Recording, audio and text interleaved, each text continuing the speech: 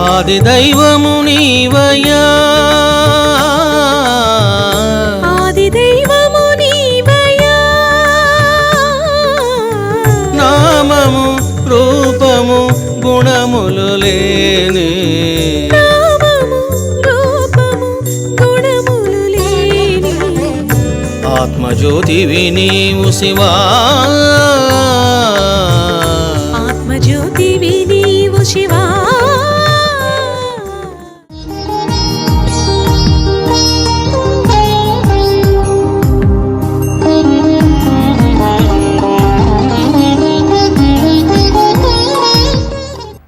రాముడు అంటాడు, అగస్త్య మహాముని, నీ వేదాంతం నాకు అవసరం లేదు, నాకు సీత కావాలా.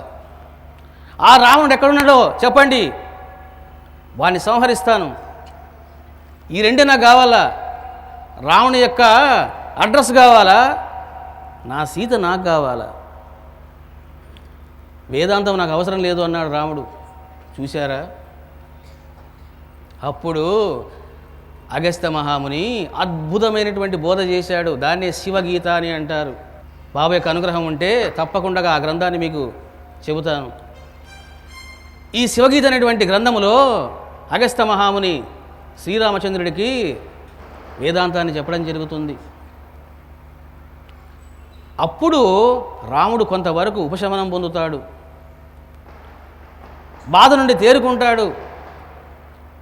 మరి చూశారా, మరి అవతార పురుషుడికే అంత బాధ, అంత వేదన, అంత ద్వేషం ఉంటే మరి సామాన్య మానవుడి పరిస్థితి ఏమిటి?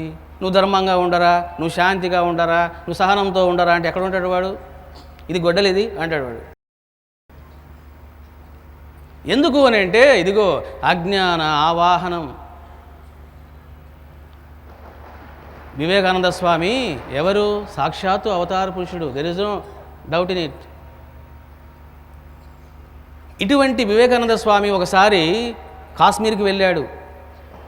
కాశ్మీర్లోన అమ్మవారి యొక్క దేవాలయాన్ని దర్శించాడు. అది ఒక సుప్రసిద్ధమైనటువంటి, ప్రాచీనమైనటువంటి, సనాతనమైనటువంటి ఆలయం.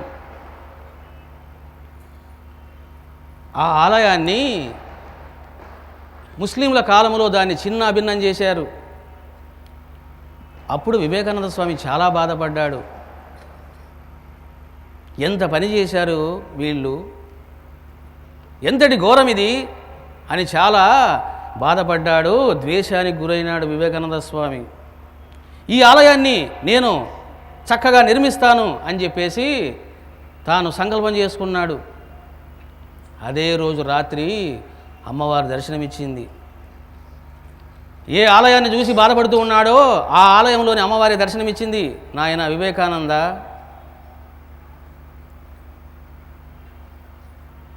వాళ్ళు వచ్చి నా విగ్రహాన్ని, నా ఆలయాన్ని ధ్వంసం చేసినప్పుడు మరి నేను రక్షించుకోలేనా నా ఆలయాన్ని? చివరికి నా విగ్రహాన్ని నేను రక్షించుకోలేనా? ఆ విధంగా జరగాలన్నది నా సంకల్పమే అన్నది అమ్మవారు. నీవంటున్నావు ఈ ఆలయాన్ని నిర్మిస్తాను అంటున్నావు. నేను గనక ఒక క్షణం ఆలోచించానా, సువర్ణ మందిరాన్ని ఇక్కడనే 7 ప్రాకారాలుగా నిర్మించుకుంటాను. రత్న ఖచ్చిత వైడూర్యాలతో, సువర్ణముతో నేను దేవాలయాన్ని నిర్మించుకుంటాను. మరి నేను ఆ పని చేయడం లేదే.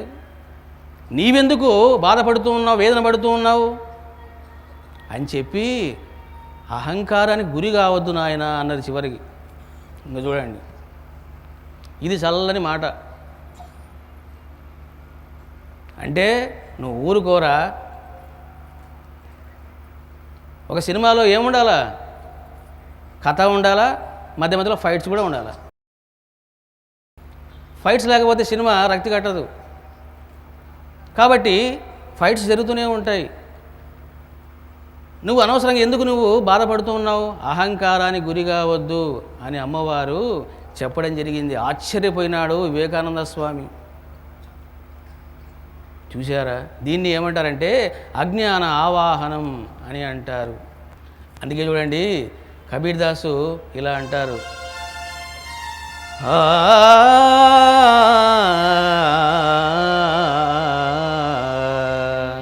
बाजीगरु का बांदरा बाजीगरु का वानरा ऐसा जीवो मनु के साथ नाना नाचू दिखाय करो नाना नाचू दिखाय करो राके अपने साथ వాజీగరుక బాందుక గారడీవాడు ఒక కోతిని పెంచుకుంటాడు, తనకి ఇష్టం వచ్చినట్లు ఆట ఆడిస్తాడు, మళ్ళీ తన దగ్గరే ఉంచుకుంటాడు. ఈ అహంకారం కూడా జీవుడిని ఆట ఆడిస్తున్నది, తన స్వాధీనములో ఉంచుకుంటున్నది. కాబట్టి అహంకార విషయంలో జాగ్రత్తగా ఉండు అని కబీర్ దాస్ కూడా చెప్పడం జరిగింది. చూశారా, ఇది అహంకారం యొక్క స్వరూపము, వైభవం. బాబా యొక్క జీవితంలో కూడా ఒక అద్భుత సన్నివేశం ఉన్నది. నానా చందోర్కరు బాబా యొక్క అంకిత భక్తుల్లో ఒకడు, ప్రముఖ భక్తుడు. పుణ్యకాలం ఆసన్నమైనది, గురువుతో సమాగమం చెందడానికి ఆ క్షణాలు పరిపక్వం అయినాయి. కర్మవశాన నానా చందోర్కరు షిరిడికి దగ్గరలోని గ్రామానికి వచ్చాడు. వెంటనే బాబా ఆనందించారు. ఎందుకంటే జన్మ జన్మల్లో సంబంధం ఉన్నటువంటి శిష్యుడు ఇప్పుడు తన దగ్గరకు రాబోతున్నాడు. ఈ విషయం తెలిసింది బాబా వారికి. వెంటనే నానా చందోర్కర్ని రమ్మని కబురు పెట్టాడు కులకర్ణితో, అప్పా కులకర్ణితో. నానా చందోర్కరు రాలేదు. నేను ఎందుకు రావాలి, నాకు అవసరం ఏముంది, ఆ ఫకీర్తో నాకేమిటి పని అని ఏదేదో మాట్లాడాడు. చివరికి ఏం జరిగింది అని అంటే, ఒక 4 సార్లు కబురు పెట్టిన తర్వాత 5వసారి ఈ నానా చందోర్కరు మసీదుకు రావడం జరిగింది. అప్పుడు బాబావారు ప్రశాంతంగా ఆనందంగా ఉన్నాడు. ఎందుకంటే కొన్ని సంవత్సరాలు అమెరికాకు వెళ్ళి తిరిగి వచ్చినటువంటి కొడుకును చూసి తండ్రి ఎంతో ఆనందిస్తాడు. మరి కొన్ని జన్మల్లో సంబంధం ఉన్నటువంటి వాడు, మమతానురాగాలు పెనవేసుకున్నటువంటి వాడు నానా చందోర్కర్ వచ్చినప్పుడు ఎంతో ఆనందించాడు బాబావారు. ఎప్పుడైతే ఈ విధంగా జరిగిందో నానా చందోర్కర్ బాబావారిని ప్రశ్న వేశాడు, బాబా మీరు ఎందుకు నన్ను పిలిపించారు, వాట్ ఇస్ ద రీజన్, నా నుంచి మీకు ఏం సహాయం కావాలో చెప్పండి, చేసి పెడతాను, నాకు టైం లేదు అన్నాడు అహంకారంతో. చూడండి, ఎందుకంటే తాను ఒక డిప్యూటీ కలెక్టర్, ఏదో నా నుంచి ఆశించి పిలిపించుకున్నాడు అనుకున్నాడు నానా చందోర్కర్.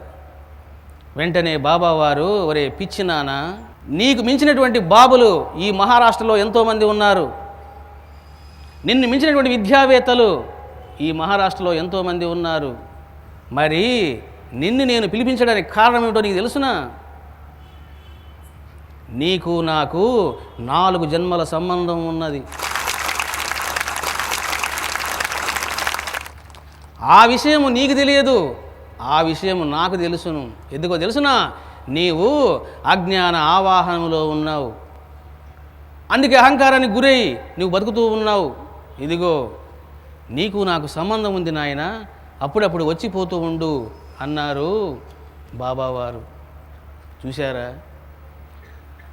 కాబట్టి మరి ఎన్నో జన్మల్లో సంబంధం ఉన్నటువంటి నానా చందోర్కర్ ఎందుకు ఆ విధంగా ప్రవర్తించాడు? గురువు రమ్మని పిలిచినా కూడా ఎందుకు ఆ విధంగా ప్రవర్తించాడు అని అంటే, ఇదిగో అజ్ఞాన ఆవాహనం. అందుకే చూడండి, హేమత్ పంత్ చాలా చక్కగా చెబుతాడు, ఆధ్యాత్మికంగా ఎవరైనా ఎదగాలి అనుకుంటే, పూర్ణత్వాన్ని సాధించాలి అని అనుకుంటే మీరు చక్కగా తెలుసుకోండి అంటాడు హేమత్ పంతు. చూడండి, హేమత్ పంతు ఇలా అంటారు, ఎవరైతే ఆధ్యాత్మికంగా ఎదగాలనుకుంటాడో అతడు మొట్టమొదట తన యొక్క అహంకారాన్ని త్యజించాలి, మిడిమిడి జ్ఞానాన్ని విడిచిపెట్టాలి అని హేమత్ పంత్ చెప్పడం జరిగింది. కాబట్టి అహంకారాన్ని త్యజించినప్పుడే ఏం జరుగుతుందంటే ఇవన్నీ కూడా మనకు జరుగుతాయి. ఒక మహాత్ముడు లేదా ఒక సాధువు, ఒక గురువు గొప్పవాడు అనే దానికి ఏమిటి ప్రమాణం అని అంటే, ఇదిగో అహంకార శూన్యతనే ప్రమాణం. అంటే ఏమిటంటే అహంకారము లేకపోవడమే దానికి ప్రమాణం. ఎందుకని అంటే అహంకారము దైవత్వము. దైవత్వం అంటే భగవంతుడు, అహంకారం అంటే మాయ. అహంకారం అంటే అజ్ఞానము, దైవత్వం అంటే జ్ఞానం. అహంకారము ఈజ్ ఇన్వర్స్లీ ప్రపోర్షనల్ టు దైవత్వం. అంటే అహంకారం కనుక ఎక్కువగా ఉన్నదా, వాళ్ళలో దైవత్వము తక్కువగా ఉంటుంది. అహంకారం కనుక తక్కువగా ఉన్నదా, దైవత్వం ఎక్కువగా ఉంటుంది. కాబట్టి నువ్వు పూజ చేస్తున్నా, స్తోత్రం చేస్తున్నా, భజన చేస్తున్నా, మరొకటి చేస్తున్నా, ముందు ఒకటి తెలుసుకోవాలి. అదేమిటంటే అహంకార శూన్యత లేకుండా నేను ప్రవర్తించాలి. ఇది గనక నువ్వు తెలియకుండగా ఎన్ని భజనలు చేసినా, ఎన్ని పూజలు చేసినా అవన్నీ శుద్ధ దండగా అని ఒక్క మాటలు చెప్పవచ్చు. కాబట్టి ఎవరైతే అహంకార శూన్యతను ప్రదర్శిస్తారో వాళ్ళనే మహాత్ములు అని అంటారు. అందరూ మహాత్ములు కాదు. ఎవరు మహాత్ముడు అంటే అహంకార శూన్యత, అంటే జీరో లెవెల్ ఆఫ్ ఎగోయిజం. అహంకారం సున్నా ఎప్పుడైతే అవుతుందో అతడు పూర్ణ జ్ఞాని అవుతాడు. కొన్ని సన్నివేశాలు చెప్తే మీకు చాలా చక్కగా అవగతం అవుతుంది. చూడండి, ఒకసారి రమణ మహర్షి ఆశ్రమంలో దొంగలు పడ్డారు. అది ముందే తిరువన్నామలై కొండ ప్రాంతంలో ఉంది కాబట్టి భక్తులు రావడం పోవడం జరుగుతూ ఉండేది. వెంటనే దొంగల నాయకుడికి కన్నుబడింది. ఓహో, ఈ భక్తులంతా అక్కడికి వెళ్తూ ఉన్నారా, బాగా వెళ్ళండి, దక్షిణలు ఇవ్వండి, ఈ రాత్రి మేము వస్తాం, మేము దొంగలు ఇస్తాం అనుకున్నారు దొంగలు. సరే, ఏం జరిగింది? వెళ్ళి ఆశ్రమంలో అర్ధరాత్రి పడ్డారు. దొరికిన వాడిని దొరికినట్లు కొడుతూ ఉన్నారు. తీయండి, డబ్బు తీయండి, డబ్బు తీయండి అని చెప్పేసి. చివరికి మహర్షి దగ్గరకు వచ్చారు.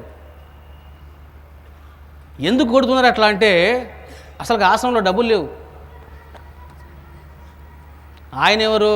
నిరాడంబరుడు, గోసి పెట్టుకొని ఆత్మానందంలో ఉండేటువంటి మహాత్ముడైన ఆయన దగ్గర ఏముంటాయి? కాబట్టి ఆశ్రమంలో డబ్బులు లేవు, విలువైన వస్తువులు కూడా లేవు, పట్టుకుపోదామంటే. వెంటనే దొంగల నాయకుడికి కోపం వచ్చింది. కనీసం ఒక టేప్ రికార్డర్ లేదు ఈ ఆశ్రమంలో, ఒక టీవీ లేదు అని చెప్పేసి మహర్షి దగ్గరికి వచ్చాడు. ఎక్కడ దాచావో చెప్పు అని దబాయించాడు మహర్షిని.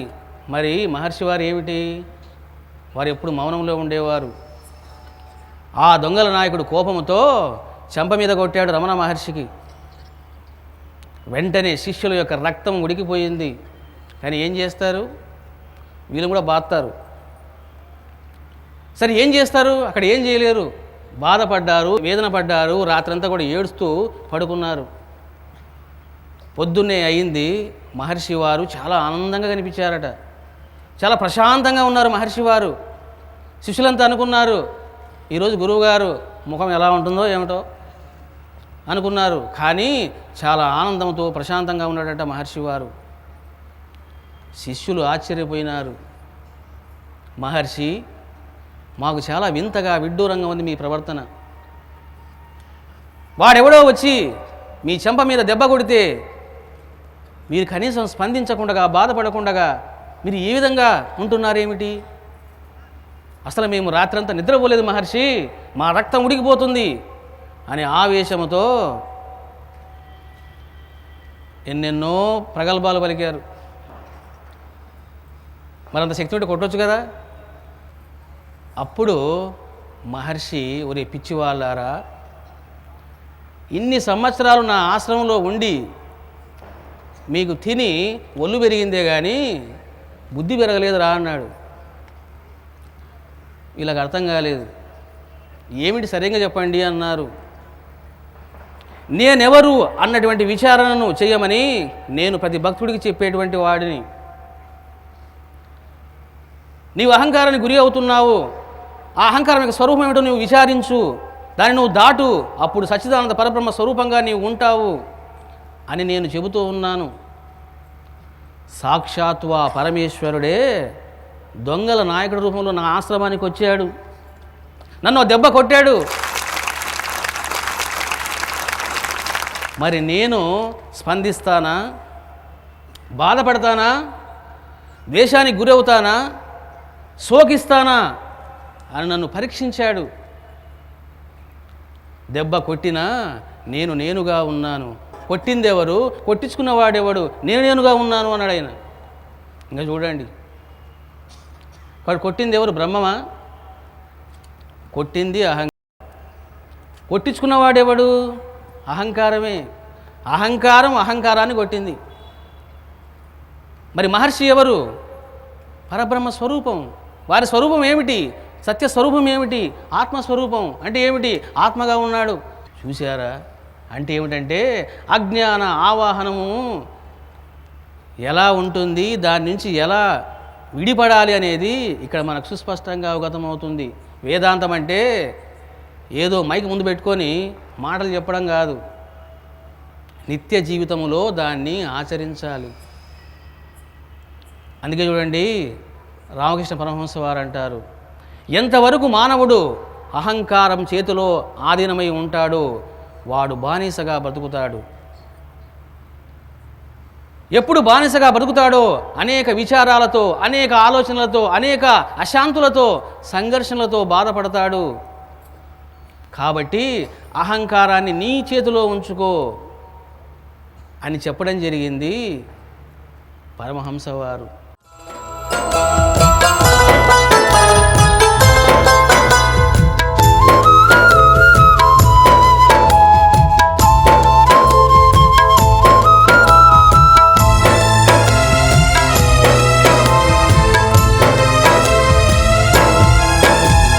శివ శివ అంటే చాలురా, ఆ శివుడు నీ వశమగునురా. శివ శివ అంటే చాలురా, ఆ శివుడు నీ వశమగునురా. దేవదేవుడు మహదేవుడు, దేవదేవుడు మహదేవుడు, దేవదేవుడు మహదేవుడు, దేవదేవుడు మహదేవుడు నీ వశమగునురా ఓ జీవా, నీ వశమగునురా ఓ జీవా. శివ శివ అంటే చాలురా, ఆ శివుడు నీ వశమగునురా.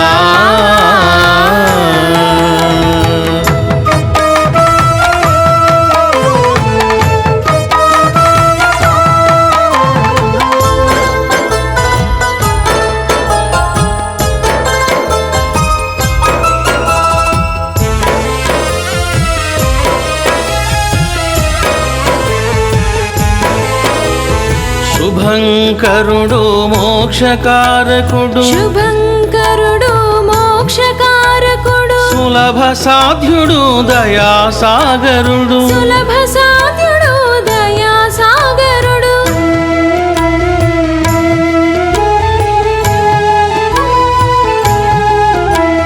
శుభంకరుడు మోక్షకారకుడు, శుభంకరుడు మోక్షకారకుడు, సులభ సాధ్యుడు దయాసాగరుడు, సులభ సాధ్యుడు దయాసాగరుడు. సంతుష్టి చెందితే చాలురా, సంతుష్టి చెందితే చాలురా, వరములు ఎన్నో నొసగునురా, వరములు ఎన్నో నొసగునురా.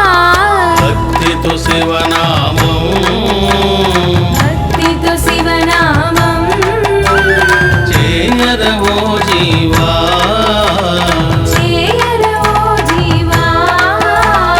భక్తితో శివనామం, భక్తితో శివనామం చేయరవో జీవా, చేయరవో జీవా.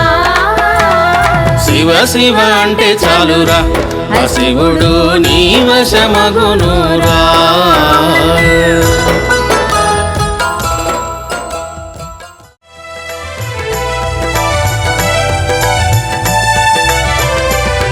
శివా శివా శివా శివా నీ నామమే మోక్షదాయకం నీ నామమే మోక్షదాయకం శివా పరమశివా శివా పరమశివా శివా పరమశివా శివా పరమశివా నీ నామమే పరమ సుఖదాయకం నీ నామమే పరమ సుఖదాయకం శివా పరమశివా నిరి సద సా నిరి సదా ధని రే రిగమ దని రే రిగమ సా సరి మా పదని దాని పా సరి మ ప మ ప దని దని పా సరి గాగమరి రి సధ నిరి స సరి గా గ మ రి రి స ద ని రి సా శివా పరమశివా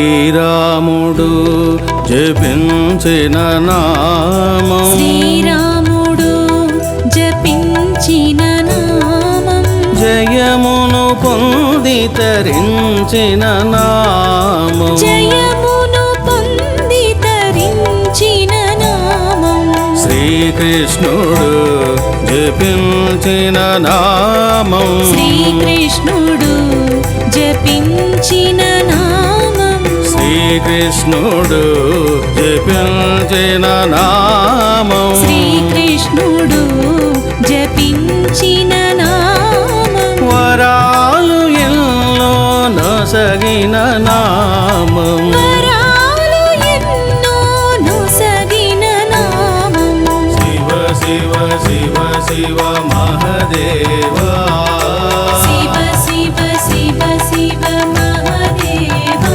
సాంబ శివ శివ శివ శివ దేవ దేవా సాంబ శివ శివ శివ శివ దేవ దేవా శివ శివ శివ శివ మహదేవా శివ శివ శివ శివ మహదేవా సాంబ శివ శివ శివ శివ దేవ దేవా సాంబ శివ శివ శివ శివ దేవ దేవా శివా శివా శివా శివా నీ నామమే పరమ సుఖదాయకం